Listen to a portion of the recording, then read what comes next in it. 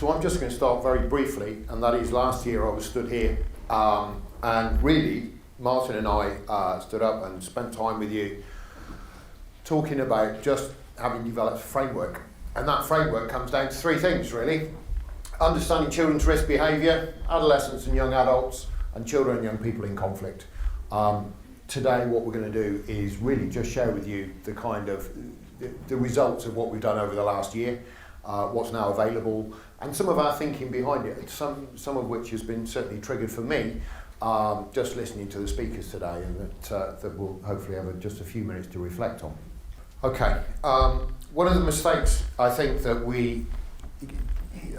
I thought really deeply and spent a lot of time with Martin with non-alcoholic drinks, allegedly, thinking very deeply about, okay, so what's different?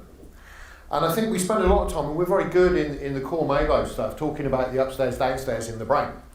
What we don't think about with children is which bits of those are activated at different times. So actually we can't make the same assumptions with children and young people as we can with adults. Because actually these, various bits actually come on at very different stages in their lives. So one of the difference in the upstairs, downstairs is that idea that we need to be aware of which parts of the brain are functioning. Children or young people are not mini adults. And I think that's, it's a real key message that we have to differentiate, that our transaction with children and young people is very, very different. And we have to find the transaction that is useful when working with them. So we've created some of this, we've put in, I'm not going to show you them, but we've put in all the extra bits as well, so to give you all the detail of this. But as well as the kind of the upstairs, downstairs, and actually what I will just talk about, because I know Martin said I was going to talk about it, so I better, is this idea that of pre-verbal memory. I do a lot of work with pre-verbal memory clinically with children and all the rest. And what's really important to recognise is during the period that we are going through brain development, memory is stored differently. Now sometimes up until about 4 years of age, there is no hippocampal memory. Yeah? So there is no hippocampal memory because actually the ventral hemisphere is not functioning in a way that it is able to store it. So we have amygdala memory. Now amygdala memory doesn't have a narrative, it doesn't have a story. We often use the term feelings, emotions. Well, emotions and feelings are only emotions and feelings when they have a narrative. Actually, if there's no narrative, it's not an emotion because you can't name it. So it's a sensation. So we talk about sensations because that's what, there's a lot of work done around the body remembers, the body keeps a score, the Levine work, and there's all kinds of work now around the body holding memory, which is pre-verbal memory. That will stay with you for life. It's not going away. And for many children and young people that we come into contact with who have got unexplainable behaviour, and we're really good at saying, just talk to me, tell me about what you feel. Well, what if it hasn't got a name? What if it doesn't have any kind of narrative? How do we do that?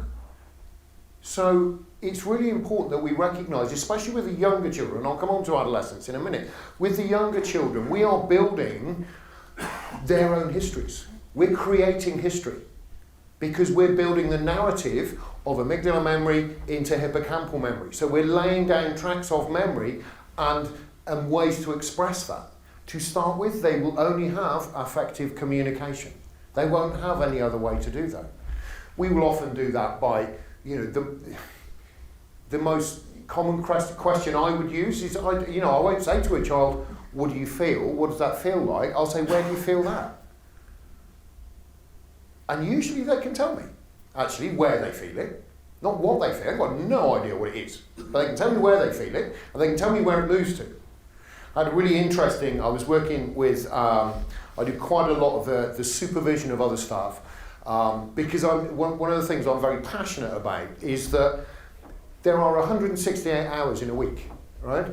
And if a child who we're really worried about gets referred to me, they might get to see me 1 hour a week if they're lucky. Well, how much change do you think I can facilitate in that time, in real terms? Actually, the people who need these skills are the people who are spending more time face-to-face at that 168 hours. So I spend a lot of my time doing clinical supervision with non-clinical professionals. But this one particular child, and this will come up again and again, sensory. Yeah, because you've also got to remember that their sensory integration is still developing at this time.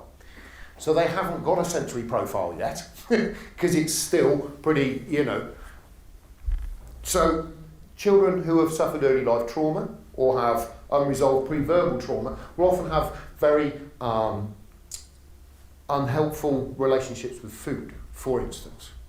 They don't eat enough and they end up with an eating disorder, or they eat too much and they overeat and they don't seem to be able to regulate or know what it feels like to feel full. And I was working with a foster carer, and we were having this conversation, and she said, he just won't stop eating. I feed him, give him a whole meal, he goes upstairs, 2 minutes later he's back down hungry. I said, I'm asking him where he feels hungry. She said, don't be stupid. I said, really? I said, ask him where he feels hungry. And say to him, look, if I'm going to give you the right food, because it must be really awful to feel hungry all the time. That must be horrible. So if I'm going to give you the right food, I need to know where you feel hungry. And then we can maybe work together. And then I was working with her about an 8-month period, and I saw her about a month later, and I said, how did it go? And she said, she said, to start with, I said, where do you feel hungry? And he said, don't be stupid, which is what we imagined he was going to say. It's in my legs. And then she said, no, really, I need to do this so as I can make the right things. And he said, he said, well, really, I suppose I feel it here. This is where I feel it. You know what he felt? Abandonment, emptiness. Now, he had no hippocampal memory or narrative that allowed him to translate that sensation of abandonment and emptiness in his chest to anything other than hunger. I feel empty, I must be hungry.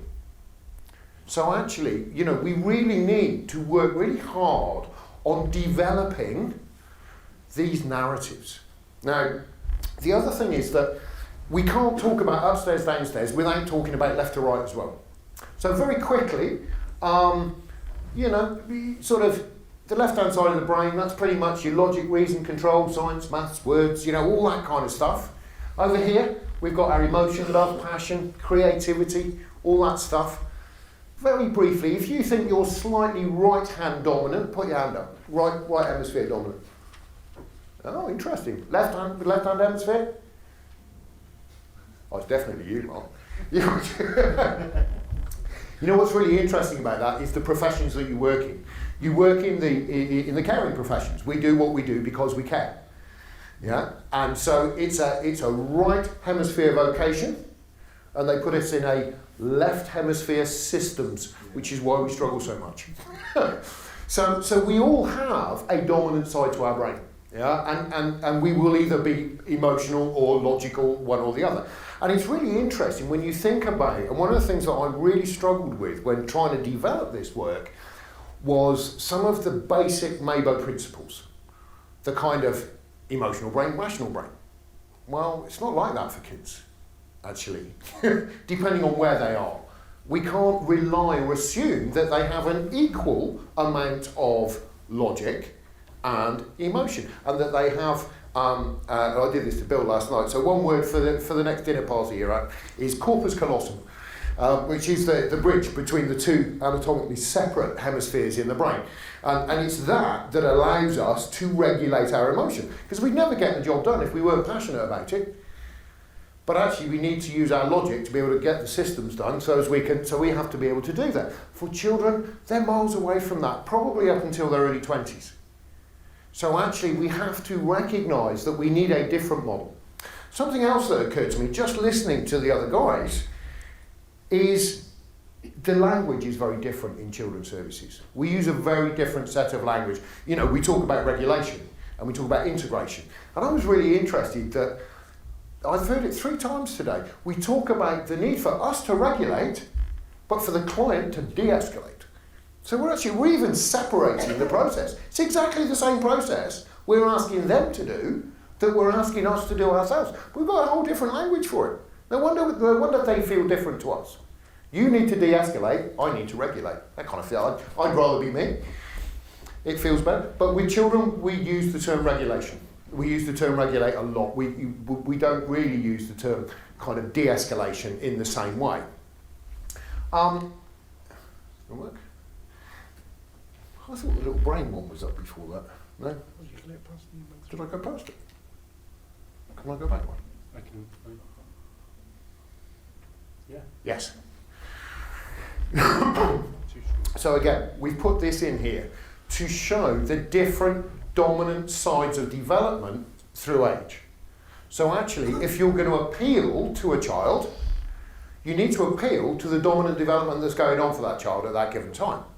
So, you know, that 1 to 2 over there, well, that's just effective communication, isn't it? They're just going to cry and scream and need changing and let you know when they're hungry, generally. But by the time they get to that kind of 2 to 4, but why? But why? But why? Because I said so. But there is, because they've got this whole new concept of things have a reason. So the very first glimmers of logic, the very first glimmers of being able to, but actually in order for that to develop, a lot of the emotional centres are just dampened down for a period of time while the other hemisphere does it. And then of course we go, what happened there? Was that you, was it? Okay. And then of course 4 to 6 in it and they become all emotional again because we've got another series of emotional development, another right hemisphere development. Now hopefully of course what you've got is by the time they get between 8 and 12 to be honest, they've got some kind of balanced ability or what we would call an integrated brain. That they can feel passion and love and they can also channel that and be able to understand deferred gratification, be able to, be able to manage those things.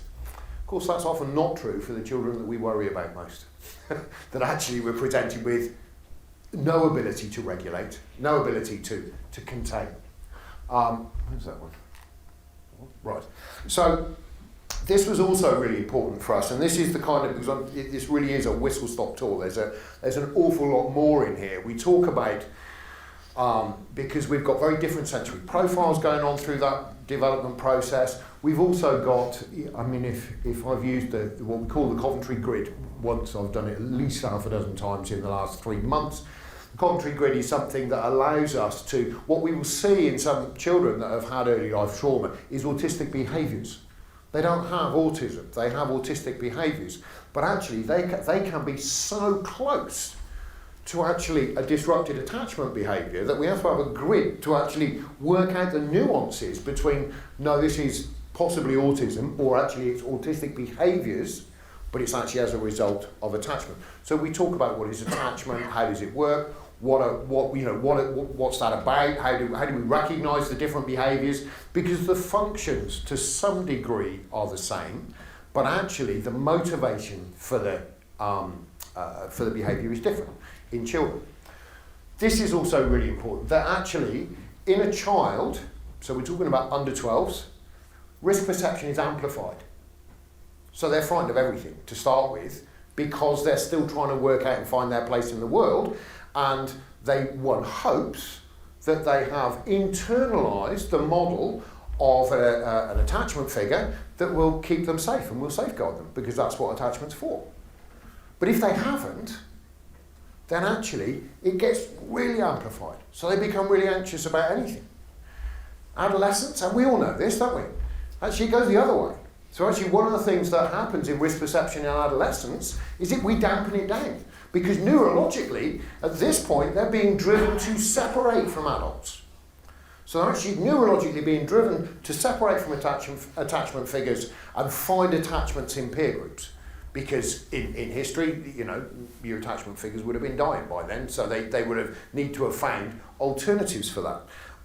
In order to do that, we need to turn down our risk perception, so as we're able to take risks and we're able to find our place in the world and find new relationships. Hopefully, by the time you get to adult, is this balanced perception, which of course is what we do and what Maybo does brilliantly in the foundation and core models, is understand that there is a balance. We assume that most adults have a balanced perception of risk. We just can't assume that with children or with young people. We have to alter our perception.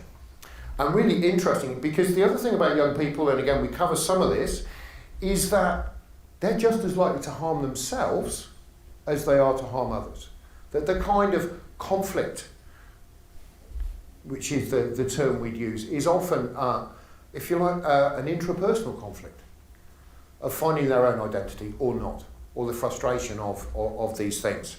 And Martin and I, a good few years ago, got asked to go in to a hospital to work with the paediatrics, because there'd been a piece of research done which was patient feedback of young people who were hospitalised due to self-harming. And the patient survey said that these young people found that the paediatric nurses were cold and distant. Now, paediatric nurse and cold and distant are not words I would put in the same sentence. They're just, you just think, no, that can't be right. And it was really interesting. So Martin and I went in and we spent time with the whole group and tried to get to the bottom of what this was about. And it was really interesting because, again, this came up in the de-escalation research. First thing was there was a significant deserving, undeserving thing going on. And that is, over here, I've got a 14-year-old lad, and he's having an episode because of his cystic fibrosis, and he's really struggling to breathe. I've got a 14-year-old girl over here, and she went and swallowed 3 razor blades. You know, where do you think I'm going to put my effort? But what if this girl is just another 14-year-old that can't breathe? So changing our perception, which again came up very much in the de-escalation stuff around personality disorders, we do that with children as well. That actually we project onto them some sense of, but if you hadn't swallowed him, you wouldn't be here. You're taking up a bed. But simply to think about, actually, this is another 14-year-old that can't breathe, changes everything. There was something else going on as well. There were 2 major factors, really. That was one. The other major factor was, do I think we're cold and distant? Yes. It's like, wow, really? Why? 2 things. I don't know what to say. What do you say to somebody who just swallowed 3 razor blades? Oh, I know how that feels. How do I do that? And the other thing, I just didn't want to make matters worse. I didn't want to say the wrong thing. So that idea that we are driven in our, in all of our services to say something. And the important thing to remember, and I remember actually last year Nick was talking about empathy, and I do a lot of work around empathy, especially with children, and this came up in the de-escalation as well, that I'd like to make the link with. In terms of empathy, rarely does anything that you say make a difference. What makes a difference is connection. If this child's in a really dark place and can't breathe, then the best thing you can do is share that space with them. You don't have to know how it feels. You just have to be in that really dark place with them until they don't feel so overwhelmed. And that takes courage. It takes courage on our part. And that links to the vulnerability that came out in the de-escalation. That actually we see, often as professionals, we see us presenting vulnerability as weakness.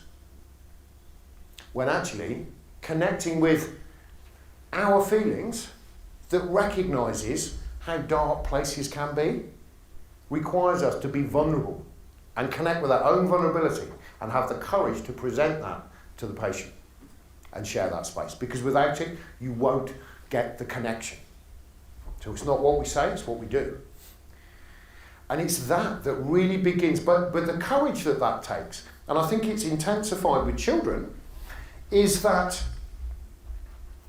to be really present, emotionally present, in the face of a child who is acutely distressed is really difficult. Because we want to make it better.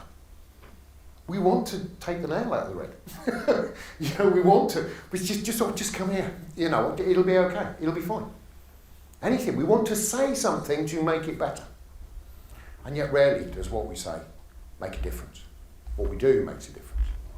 So that kind of risk perception is really, really important, because most of those self-harming behaviours are in and around that adolescent, because they don't see the risks of that. We try to tell them, do you know what's going to happen? You swallow 3 razor blades. Imagine. It's not the point. We also have to understand, does this need a click? You can click it and then It's all right. We also have to understand, and somebody mentioned it to me earlier actually, just the different context of young people's lives today. You know, bullying used to happen at school. Now it happens wherever you go, as long as you're connected to a device. That you've got to be in education till you're 18 years old. That there is, you know, pressures in terms of, it was a lovely, out of new build houses and kind of the last 3 generations of families, young families, only 17% have got a dining room table. You think, wow, that must make a difference. So actually just thinking about all of that stuff, the context of young people's lives today is really different. We can't work on the basis, well, I was young once. And think that cuts the mustard, because it doesn't. Okay? So we explore that when we're thinking about what are the pressures and complexities that young people are struggling with. We also look at some gender differences, because they are more amplified in adolescence. You know, you see genders together in early childhood, then they separate for a while, then they come back together, then they separate again in adolescence, as we see what we call adolescent reappraisal going on. And what that means is that the gender differences in conflict are really amplified. You know, for boys, and this is a generalisation, because, you know, notwithstanding all the gender dysmorphia that we've got going on at the moment and everything else, but generally speaking, young men will seek to dominate in conflict or in peer groups. That's how we find status. Girls, sorry ladies, you're far more harmful. You target attachment. You know, you don't seek to dominate, you seek to ostracise. Cut the attachment off. Really painful. But actually understanding the dynamics of gender dynamics of conflict in adolescence is really important if we're working in those environments. Now, I quite liked the little wobbly head model of emotional rational brain, but it doesn't really work for me. I like my model. You'll recognise the slides, but actually, so for me, I was thinking, okay, and I'm actually really pleased about some of that de-escalation stuff. People want little tricks and tips. What do I say? Yeah, what do I say? So the first thing is that actually we've got an emotional and irrational brain, and we don't want to tip them. We want to bring them together. We want them to be able to regulate each other. So the first thing that we've got to do is we've got to connect. If they are overwhelmed by the right-hand side of their brain, it is no good offering them a logical solution or putting a boundary in place, because it will just escalate. I have got to say, wait, this feels really difficult. So, and then, it's interesting, the connect, isn't there? So actually, what I might say to somebody... Click past it. Oh, no, what I might say to somebody is, this feels really difficult right now. I wonder what it is I could do to help. So what I've done is I've invited the left-hand hemisphere, but I've got to go right brain to right brain first. I've got to see them emotionally and non-verbally. Then I can invite a level of reflection that requires this side of the brain to start working. What then happens, if it works, here we go. Containment. Containment is about emotional containment. This must be really difficult. That's a feeling, it's not a thought. Reflect. Let me just check. Because I've asked what it is I can do to help. Let me just check I've understood. Regulate. Most children can't. We have to model regulation. We have to emotionally contain them, because we have to do that with them rather than expect them to do it as a result of our cognitive intervention with them. So if this feels better, why don't we What you get, hopefully, when we get this stuff right, is we get an integration. Yeah, they might still cry, and that's okay. But actually, they have some resolution to what's going on. The more they are able to do this, if you like, to connect, invite, reflect, the more we are able to model regulation. The other thing that was really important for me really was, and Bill, every time I'd seen Bill, kept saying trauma, Tony, trauma. And we use quite a lot of trauma-informed models, but I wanted something that made sense. So this is the kind of start, if you like, of the trauma-informed model for Maybo. And I put it down really in 3 steps. The first one is create safety. What's really nice when working with staff around this is they feel that they can do it. Almost every child that you work with that is in whatever way presenting with trauma. That might be having their tonsils out, right? Or it might be some kind of early life trauma, or it might be neglect, or maybe mum just had really bad postnatal depression and was unable to attach in a helpful way. So this isn't making any judgments about that. But how often do you see them and it's scorching outside, they've got a coat on. Or it's freezing outside and they're in a t-shirt. And they just don't seem to have the sensory profile. And they only have a drink when you say, go on, have a drink, go on. Actually, these are trauma signs. And we can't do anything until we work with make safe. Actually, make safe, make sure they're hydrated, make sure they begin to learn the narrative of it's 30 degrees, that means I can take my coat off, and really meeting those basic needs. What we can then do, once we've met those basic needs, is, for us, in clinical terms, we call this processing. We do processing activities therapeutically to allow them to process trauma, whatever that trauma was. But actually, we can do that in really gentle ways by offering access to learning about what's going on. And just access to learning activities and those kind of things. Something lovely earlier, somebody was talking to me about when he used to take the kids out and the first thing he'd do is play chess with them. Great. Actually, processing can be through the use of games. I use buttons and pipe cleaners a lot, and I'll get a bunch of buttons, and I'll get to pick a button that's them and one for the other people that are important in their lives, and put them relevant to where they are, and think about who's helpful or which ones we'd like to be different. And we can begin to think about those things. We can begin to offer the opportunity to process whatever that trauma is for them or what's been really difficult. What we can then do is offer opportunities for reconnection. Reconnection in healthy ways, creating new templates. The advantage we've got is that the effort to access plasticity in the brain, so the effort required before the age of about 16, 17 is relatively minimal. But you know how hard it is for us. So actually, over time, the amount of effort and the level of plasticity in the brain goes down. It goes up in terms of effort. But this is where we can make the most significant difference to people's lives. But we need to have a trauma-informed approach. And you know what? It does no harm. It's a bit like carrying your naltrexone around. At the end of the day, if I get it wrong, it doesn't matter. It's not going to do any harm. If I take a trauma-informed approach and make sure that somebody's basic needs are met, that I've had some opportunity to talk about what's going on for them, and I've modelled a healthy relationship, that's never going to do any harm. So it's a do no harm approach. So why not adopt a trauma-informed approach that allows us to begin to provide a framework that is really helpful for children and young people.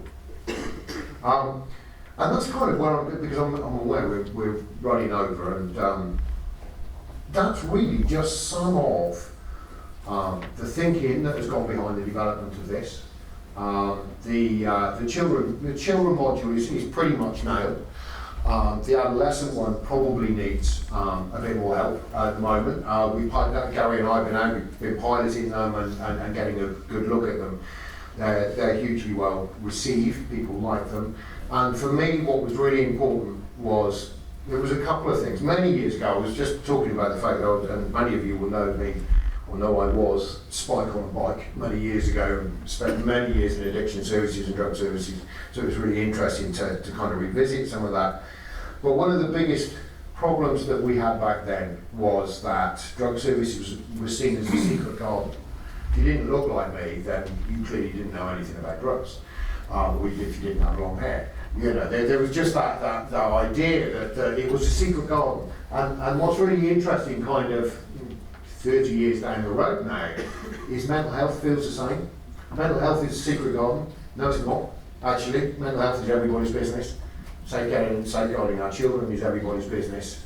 And actually, the mental health professionals, like me, don't get to spend the amount of time with children and young people to make significant difference. We should be making sure that we break open the gates of the secret garden and give the skills to those who need it most, those who are spending the time with children and can make a real significant difference. And that, I hope, for me, is a real driving, a real kind of driving force, that this is about just breaking the gates open on that secret garden. I think that's the end. You missed one. Did I? Yeah, you put it past one. He's got heavy fingers. You got heavy fingers. I've got heavy fingers. Right. Scene safe, soothe, secure. 4 S's. I use this a lot in my training. By a guy called Dan Siegel. And as a framework, I just think it really helps as a framework for what we need to do. To be seen is not to look at somebody. To be seen is to be felt, is to be in that space and share that they are. How many behaviours that you see in children that are really irritating, and let's be honest, children have got lots of irritating behaviours, are actually just a child going, see me, see me, see me. If they're seen, they feel safe. That's what attachment is. They know I'm here. Only then, because many of these children won't have the ability to self-soothe. Because again, that's the premise of the core modules, that adults have the ability to self-soothe. All we do is we facilitate that ability. For children, they may well not have developed that yet. So we need to model it with them and contain their emotional distress, because then they can feel secure. And if they're secure, the irritating behaviours go, allegedly. As a framework, it's just, if you keep it in your head, seen, safe, soothe, secure, it's a really helpful way to think about supporting and managing children in a way that is helpful to them. Thank you.